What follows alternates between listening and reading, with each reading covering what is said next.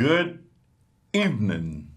It's now 6:30 on a Friday, and this is your host, Representative Danny K Davis, for the 7th Congressional District, here to try and inform, but also to listen if anyone would like to call, and certainly if anyone would have any questions or information that you'd like to share, we would be delighted to entertain that.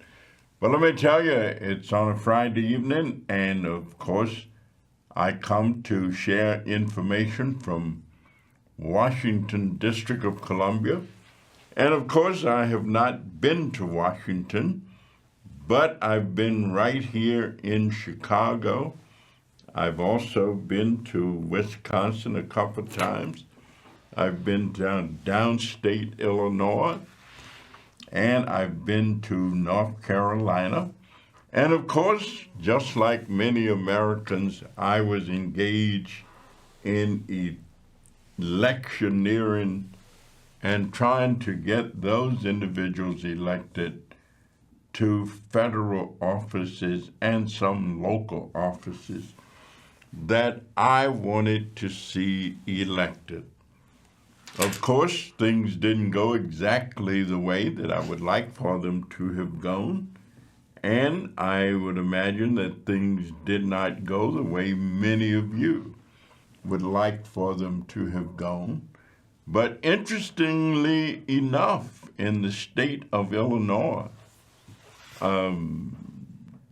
former President Donald Trump got far more votes than many people thought he would have gotten in what is known as a blue state.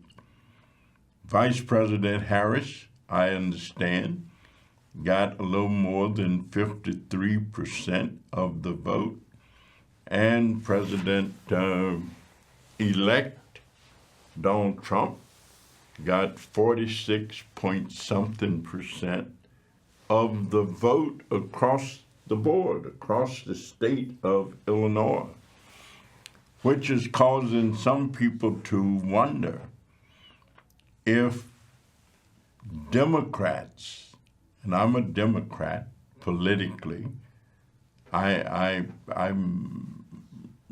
like the policies and positions that Democrats take more than I do the policies and positions that Republicans take, and I guess that makes me a Democrat. But we know that Republicans have won the presidency of the United States and have taken control of the Senate. And of course, the verdict is out in terms of who will control the House. So I've got my fingers crossed in terms of simply hoping that the outcome is going to be that somehow or another Democrats will gain control of that body. Well, once you get over the disappointment, once you acknowledge that you didn't win, you know, it's like watching an athletic event. At the end of the game, whoever got the most points will have won. If there's anybody who got some ideas about this business of why, I would love to hear them. But I don't think all is absolutely lost. Every time you lose, it does not mean that you have lost. It means that you've had a setback, and you may have to start over from where you thought you'd have to start from. And you may be, it's like when the quarterback gets sacked and he was trying to go forward, but he ended up going backwards. Sometimes these guys go backwards and then they mess around and throw a Hail Mary, or the halfback will break loose and find a hole. But I think in order to hold the offense down, it's going to take a lot of effort, and it's going to take an awful lot of external effort, because it looks as though the Republicans are going to be in control of at least 3 of the decision-making entities in our country. Republicans will have the presidency. Republicans will have the Supreme Court. And Republicans will have the Senate. And Lord, my goodness, if they also get the House, then they've got all 4. And they can almost sing that song, "Ain't no stopping us now." They're on the move. Well, what have they said they were going to do? Well, they have said that they think there is too much government spending at the national level. And of course, the real deal is if you don't spend, then you don't have to generate as much money. And so the Republicans are saying they are going to provide some additional tax breaks for the wealthy. And they're going to allow the wealthiest individuals in our country to keep more of whatever it is that they earn and whatever it is that they generate called profit.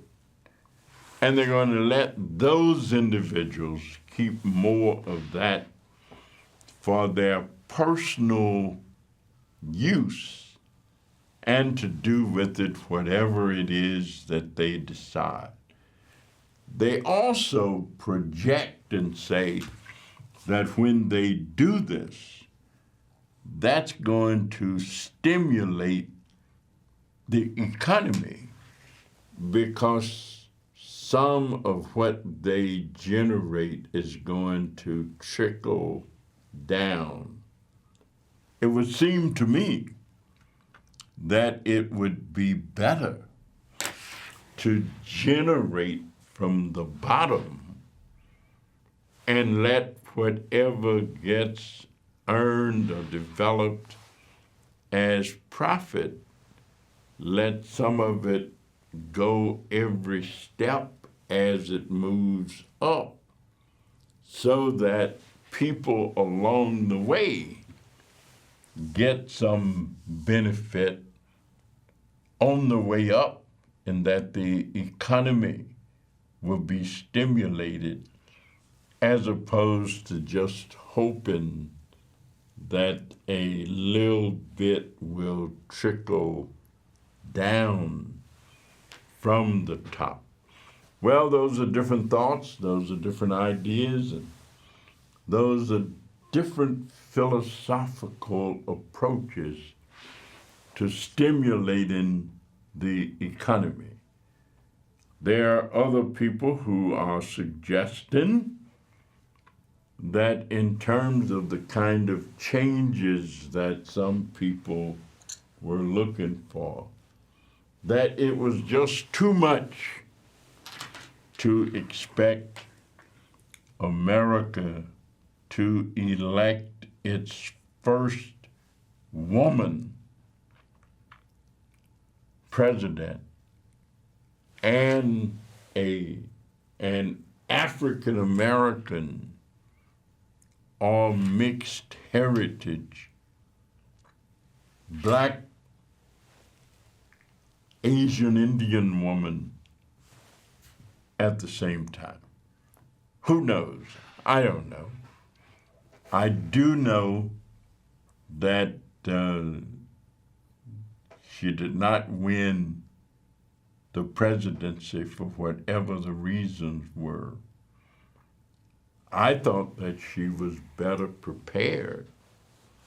I thought she was better equipped. I thought she had better ideas. I thought that she would have made a great president. But of course, you got to get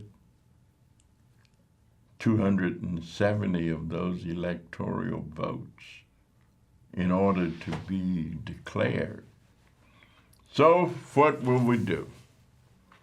Well, I think we're going to wake up each day. Lake Michigan will still be there. I think the Willis Tower will still be there. I think the Eisenhower Expressway will still be running.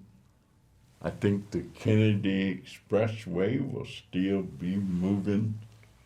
But there will be efforts to change things. I think we're going to see an effort to reduce government spending. I think we're going to see efforts to reduce what is called entitlement programs that are designed to assist low-income people, disadvantaged people, and people who have difficulty generating basic necessities of life. I think there's going to be efforts to whittle away at the Affordable Care Act and try and make it less effective and as far-reaching as it is. I think there are going to be efforts to limit or curtail the efforts to reduce the cost or hold down the cost of prescription drugs, as we've seen happen with the decisions we have made to limit out-of-pocket prescription drug costs for senior citizens to $2,000 for individuals out of pocket that they would have to pay, or to stop the effort to reduce the cost of these prescription drugs in addition to the cap that we have put. And who knows, there may be an effort even to stop or change the cap that we have of $35 a month for Medicare recipients who need and make use of insulin. So I think we're going to see efforts to roll back. Now, will we see an effort to just cut out totally the Department of Education? I do believe that we're going to see efforts to roll back some of the federal appropriations and federal engagement with what we call primary and secondary education. I think there will still be, obviously, the basic financing for primary and secondary education in our country originates or starts at the state level. Our real estate tax money goes a great deal of it to fund elementary and secondary education. The federal government has been funding, as a result of the Elementary Secondary Education Act, special situations and special needs and special programming and efforts to help equalize, in some instances, education where one neighborhood or one community may not generate the money that is needed in real estate taxes or from whatever other sources, and the federal government has stepped in and provided some additional monies. I think we're going to see fierce, real arguments as the new government, the new administration, tries to take away some of what has already been generated. Who knows, there's going to be talks about limiting, for example, or cutting back on things like the Low-Income Energy Assistance Program, LIHEAP, because there are large numbers of individuals, especially in places like Chicago, and we are just beginning to get, the tip end of winter. The time is coming where we wake up in the morning, the temperature might be in the 60s or low 60s. By the time we go to bed at night, they may be down to the 40s and even the 30s, and pretty soon we're going to begin to see even colder climates. We're going to see colder weather. And there are people who, as of right now, I just had my furnace repaired. I just did whatever it was that cost $1,800 to do to get ready for my wife and I to be warm during the winter. Well, there are individuals who don't have the $1,800 to make sure, or whose gas bill is more than they can afford to pay, or they don't have the money to pay it. Those individuals are going to be scampering and trying to find ways to be warm during the winter. And rather than helping them, there are going to be discussions and arguments and debates about limiting or taking from appropriations amounts of money that may have been designated in the past to help them. Do I think that all of these gruesome things are going to be occurring that I'm talking about? Yes, I do. Am I going to be trying to stop or limit them? Yes, I am. But if the individuals who are trying to do the other have more influence in the process, meaning more power, more numbers, more colleagues who think the way they think, as opposed to colleagues who think the way I think, then their positions will prevail. And rather than increasing, we will see decreases. Rather than adding to the pot, we will be decreasing. I want to take the time to thank those individuals. I'm going to be fortunate to distribute 200 turkeys to needy families for Thanksgiving. We're going to do that on Saturday, the 23rd.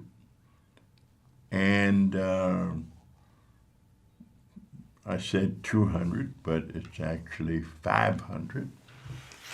And people can just drive by. You know, our office is located at 2815 West Fifth Avenue. And right there, you can just drive by, and we'll have a truck parked right as you go by. And of course, the first 500 people who come, they can get themselves a turkey. I was at a turkey giveaway yesterday where the McDonald's Corporation out on West Madison Street, the Black McDonald's Association, and the parent company, they were distributing turkeys and trimming and things for Thanksgiving. And I was there helping to pass out. And one of the persons who from McDonald's said, "Oh, would you like a turkey?" And I says, "Well, it wouldn't do me a lot of good because I don't really know how to cook. Well, I know how to boil water, but all of those other good things that you do." But I said, "No, I'm fortunate. I can get for myself a turkey. And of course, if somebody does the cooking and make the dressing and all of that, I'll be fortunate. But there are those individuals who cannot. And please, let's just keep giving as much as we can to those in need of the assistance. You know, when you give of yourself, you are giving of your very best. So as the holidays approach us, they're coming. Whatever it is that you have to share and will share, and who knows if I'll be able to be here again before the holiday. I hope so, even though we'll be in Washington next week making laws. But I always remembered when I was a kid those wonderful poems that I learned. And thanks to my mother and Miss B.D. King and other adults, and oh my God, they were just great. Over the river and through the woods to grandmother's house we go. The horse knows the way to carry the sleigh over the white and drifted snow. Over the river and through the woods, my grandmother's cap I spy. Hooray for the fun, hooray for the fun, hooray for the pumpkin pie. Well, you know, all of those things are things that we look forward to. It is when you give of yourself that you give the very best. Thank you for letting me share these 25, 30 minutes with you today. Look forward to coming back next week. Sometimes I don't get back in town in time on a Friday to do this, but whenever I have the opportunity, I always look forward to it. And so I'm going to wish you a happy Thanksgiving. And then, of course, we'll get on into the Christmas season, which will be the time to be jolly, trolley-lolly-lolly. Have a good time. Thanks for watching. And you can always call us at my office at 773-533-7520, and we will try and answer any questions that you have. Our address is 2815 West 5th Avenue. We open 9 o'clock in the morning, and we're generally there until at least 6. Thank you so much. Have a wonderful Friday, and I hope to see you next week. Bye-bye.